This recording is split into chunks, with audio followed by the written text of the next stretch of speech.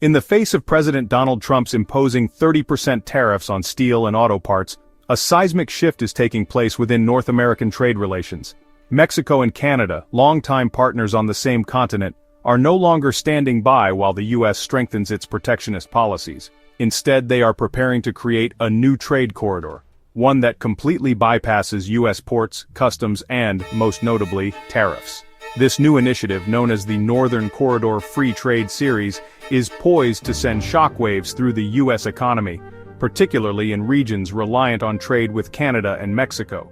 The core of this bold maneuver is simple, yet transformative. Mexico and Canada will divert approximately $120 billion worth of trade from U.S. customs and ports to their own systems.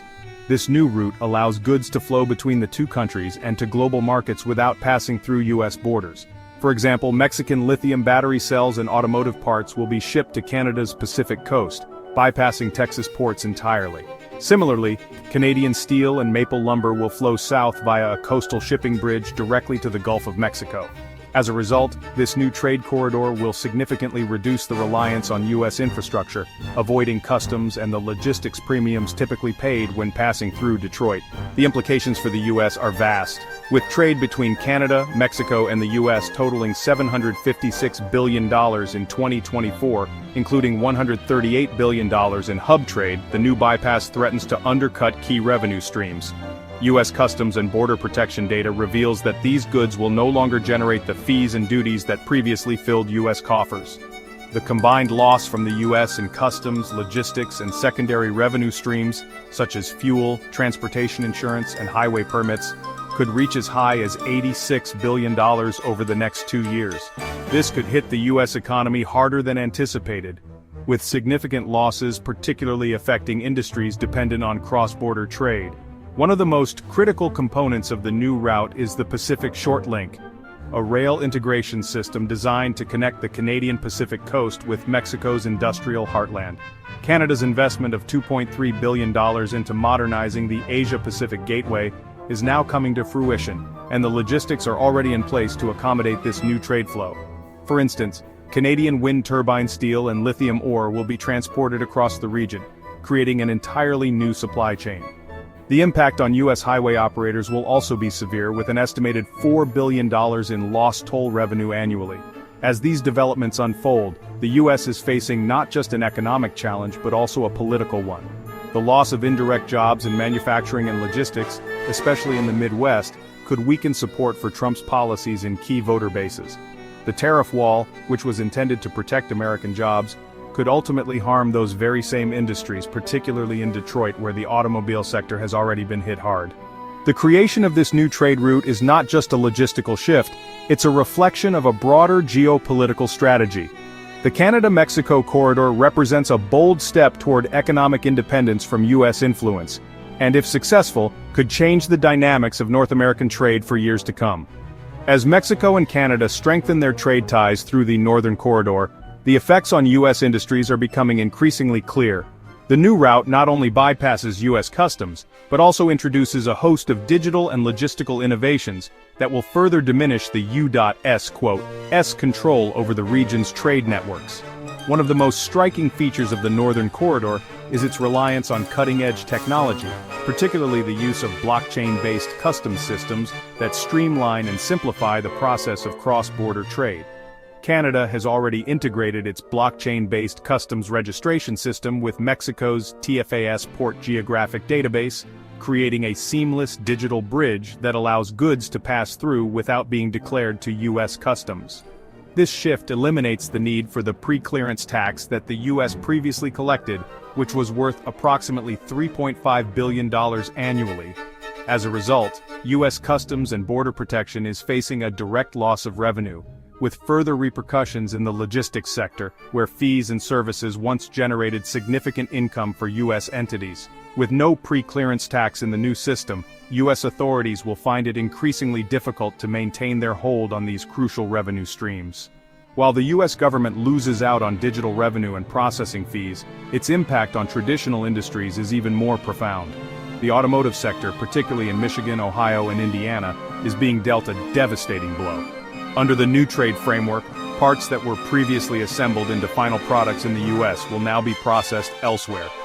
Mexican automotive battery modules will travel from Monterrey to Manzano, then by rail to Prince Robert, and ultimately to Ontario, where they will be converted into electric vehicles without ever crossing the US-Canada border. This shift in production will directly affect Detroit's assembly lines, with the US set to lose a staggering 360,000 electric vehicles annually, equating to a loss of 108,000 indirect jobs and a potential $12.7 billion in wage tax revenue. The losses are not confined to just one industry. With the relocation of significant manufacturing processes, U.S. suppliers who rely on automotive parts, steel and other raw materials from Canada and Mexico will also suffer. The interconnectedness of supply chains means that when one industry is hit, a cascade of effects ripple through others, compounding the overall economic loss. The estimated total loss in economic impact from this trade shift is a staggering $120 billion over the next 2 years, encompassing direct processing revenues, indirect logistics services, and the broader employment multiplier effect. The situation has led to a widening rift between the U.S. and its neighbors. What was once a tightly knit economic union under agreements like NAFTA is now being reshaped by the strategic maneuvering of Canada and Mexico. The Northern Corridor is not just about bypassing U.S. tariffs. It's about gaining economic sovereignty and leveraging new trade opportunities. The loss of these economic connections will weaken Washington's ability to influence trade policies in the region, and the U.S. will be forced to contend with an increasingly integrated Canada-Mexico economic bloc that's set to flourish without U.S. involvement. Furthermore, the new trade route is positioning Mexico and Canada to capitalize on the burgeoning green economy. With Canada's low-carbon steel and Mexico's next-generation battery cells, the corridor will allow both nations to tap into the lucrative green production certifications. This is particularly important as Europe tightens its carbon border tax, which could raise the cost of goods produced in countries with higher carbon footprints. By producing clean steel and battery modules, Canada and Mexico could significantly increase their exports to European markets, creating a demand for their goods that bypasses U.S. supply chains entirely. This growing focus on sustainability is not just a byproduct of the new trade route, it's a central component of the long-term plan to ensure that both countries thrive in the global marketplace. The Northern Corridor provides a clean energy alternative, one that offers a distinct competitive edge over other global players. For the U.S., the implications are profound. Not only will Washington lose revenue from customs duties, but it could also miss out on potential new markets that demand green production standards. As this new economic alliance solidifies, the U.S. risks falling behind in the global race for green energy and sustainable trade practices. Washington's once dominant role in North American trade may now be relegated to the sidelines as Canada and Mexico move forward, hand in hand, creating a new path for prosperity that doesn't require U.S. involvement. The long-term impact of the Northern Corridor is more than just economic. It's a geopolitical shift that could reshape the entire North American landscape. As Canada and Mexico continue to build and solidify their new trade network, the U.S. is confronted with a harsh reality.